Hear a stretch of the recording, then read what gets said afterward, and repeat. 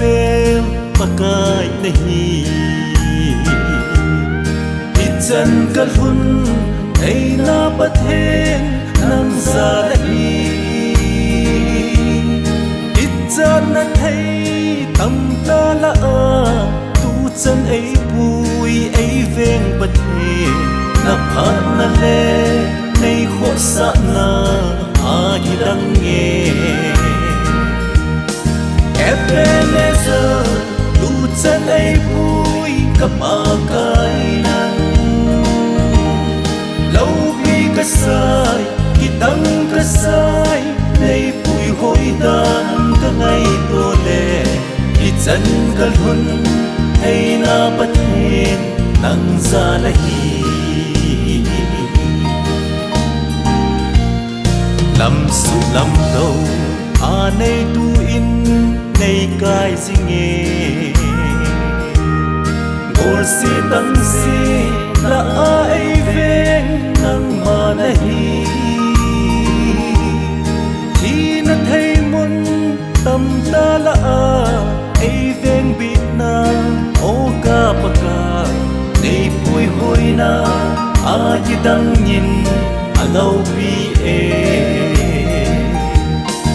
Ebenezer, tu chân ay bùi kapakai nang Lâu bi kasay, kitang kasay Nay bùi hoi dan ka ngay tole Ijan kalhun ay napathin nang zalahi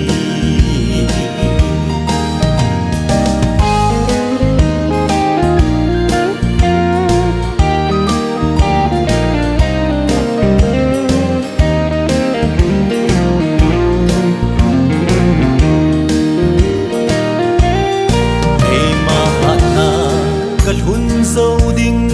ima lâu Kê phát vana các chân dâu đinh ima lâu Ipi kahim o ka pathe ka in sung mi ima lâu Ijan jana nay pui hoi hi alau bi Ebenezer, tu chân ay bùi kapakai nang Lâu bi kasay, kitang kasay Nay bùi hoi dan ka ngay tole Ijan kalhun ay napathin nang zalahi Ebenezer, tu chân ay bùi kapakai nang Lâu bi kasay, kitang kasay Nay bùi hoi dan ka ngay tole Ijan kalhun ay napathin nang zalahi Ijan kalhun ay napathin nang zalahi